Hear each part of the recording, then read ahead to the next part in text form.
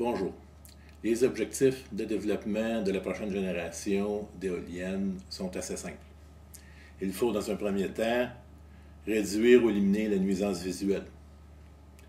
Deuxième temps, réduire ou éliminer la nuisance sonore. Et dans un troisième temps, de façon aussi importante, il faut réduire le coût de production de l'électricité de moitié, de façon à être compétitif avec le gaz et avec l'électricité. Le choix de l'industrie s'est tourné vers le gigantisme, qui, on le voit, n'est pas un choix économique, et c'est clair que ce n'est pas non plus un bon choix au niveau ni visuel ni sonore. On ne discutera pas ici des choix, des raisons de ce choix-là. C'est d'en voir dans l'autre direction, parce qu'on va dans l'éolien très petit. Si vous allez au marché et vous achetez une petite éolienne d'1 mètre, 1,5 mètre de diamètre, vous allez vous rendre compte qu'après avoir dépensé quelques milliers de dollars pour l'installer puis le brancher sur votre réseau, vous ne rentrerez jamais dans votre argent parce que vous allez produire une très petite quantité d'électricité. Le vent, c'est une énergie qui est douce. Il faut en prendre, il faut en capturer une assez grande surface pour que ça vaille la peine. La stratégie de Window tourne alentour des éoliennes de réseau basées sur une éolienne modulaire de 10 kWh. Éolienne de réseau parce qu'on fonctionne en groupe pour obtenir une grande quantité d'énergie et plusieurs des composantes électrotechniques vont être groupées pour avoir un meilleur coût d'opération. En groupe aussi pour réduire le coût d'installation. Une éolienne modulaire de 10 kW, c'est quoi? C'est quelque chose de très simple à construire, de très, très standard qui peut être fabriqué. Chacune des composantes peut être fabriquée par des dizaines, des centaines d'entreprises différentes.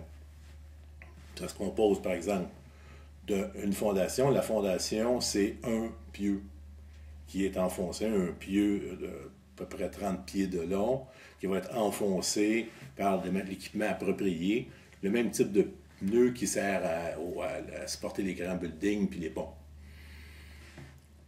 Un pieu, une colonne, pour revenir au pieu, 3 personnes vont installer 5 à 10, avec équipement approprié, 5 à 10 pieux par jour. Donc un coût d'installation assez relativement faible. Une colonne qui va généralement vers 10 mètres de haut, qui va être l'équivalent inverse du pieu dans les airs, qui va porter l'éolienne. Dans cette colonne-là, il va avoir une génératrice de 10 kW très standard, un appareil à peu près gros comme ça, que des centaines d'entreprises sont capables de fabriquer à travers le monde. L'éolienne modulaire qui est de 10 kWh, c'est une éolienne qui va capturer 21 mètres à la base. Le système de base va capturer 21 mètres carrés de vent. C'est le standard pour 10 kWh. C'est le modèle que vous avez vu dans la présentation précédente, 10 étages de module. Pourquoi ce système-là? C'est que ça nous permet de produire, toutes les composantes peuvent être faites en grande série, c'est-à-dire les plateaux, c'est du plastique moulu, les pannes, c'est de l'aluminium extrudé, donc beaucoup de compagnies qui peuvent faire ça, et à des coûts de production, c'est vraiment de la haute production, des coûts qui vont vraiment là, être très très bas par rapport à la grandeur d'appareil. Pourquoi un système modulaire? On a vu dans la présentation précédente que l'éolienne de base comportait 10 étages. 10 étages qui peuvent s'adapter, qui peuvent être adaptés à différentes configurations de vent.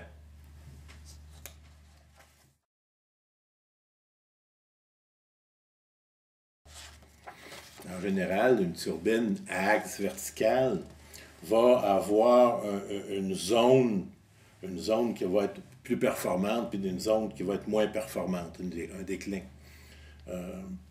Qu'est-ce qui fait qu'une éolienne est plus performante avec une certaine vitesse de vent et un autre avec un autre? La grandeur, la forme de la pale, évidemment, des dizaines de formes de pales, des centaines de formes de pales différentes. La grandeur de la pale, l'angle d'attaque, le nombre de pales, c'est très important, la vitesse de rotation, le diamètre. Tous ces facteurs-là font qu'on a différentes configurations et une configuration qui va être très, très efficace avec des vents élevés va être en général très peu efficace avec des vents faibles.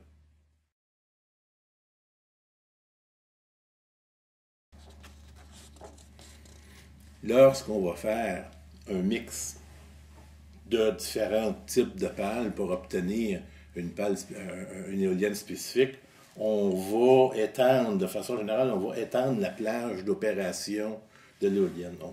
On n'atteindra pas exactement le même maximum, mais on va travailler de façon efficace sur une quantité de vent qui est plus large.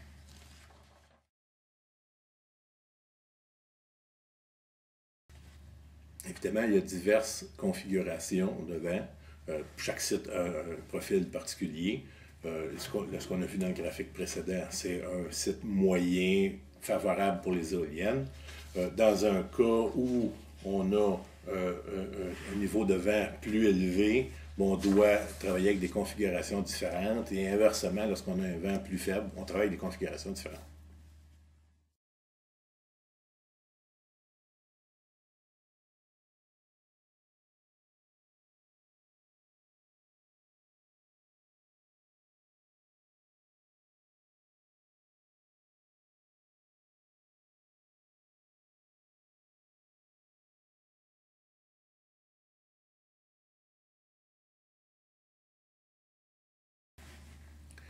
Le système d'éoliennes modulaires de Windows, ce n'est pas seulement les configurations qui vont changer.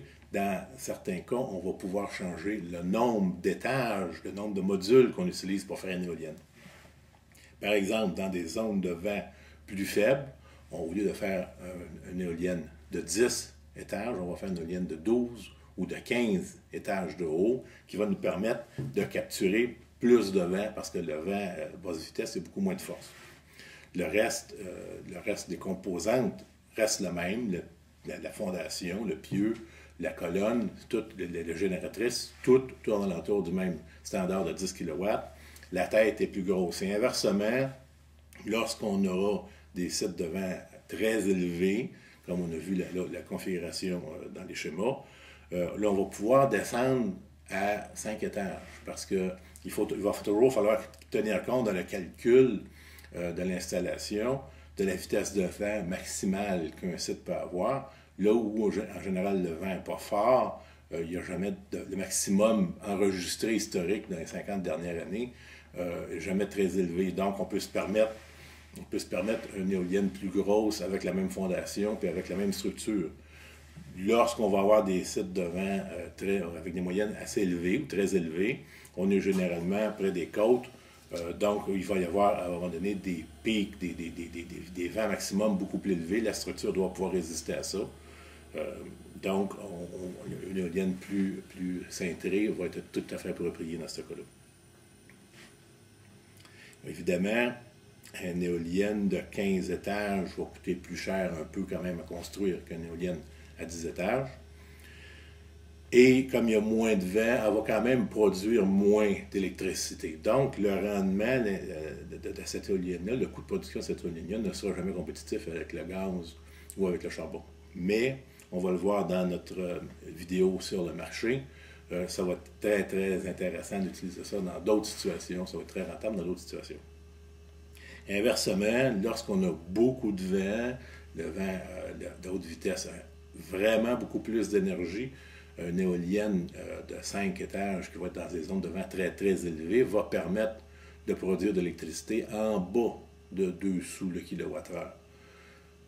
Très compétitif avec le charbon et le gaz à ce moment-là. Le design des modules, des divers modules, est fait par analyse, par simulation numérique. C'est un procédé d'ingénierie qui nous permet de prédire de façon vraiment très exacte, plus ou moins 5%, 7%, les rendements de différentes pales, de divers agencements à diverses vitesses. Donc, on va être capable d'optimiser à partir de ces résultats-là, on va être capable d'optimiser les éoliennes, la configuration des éoliennes. On va expliquer dans une vidéo à part, on va faire une brève présentation de c'est quoi la simulation numérique, pourquoi c'est un procédé d'ingénierie, puis pourquoi c'est pas toujours ça que les gens présentent aux investisseurs.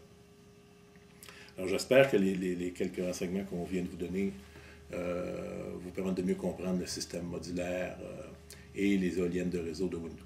Merci beaucoup.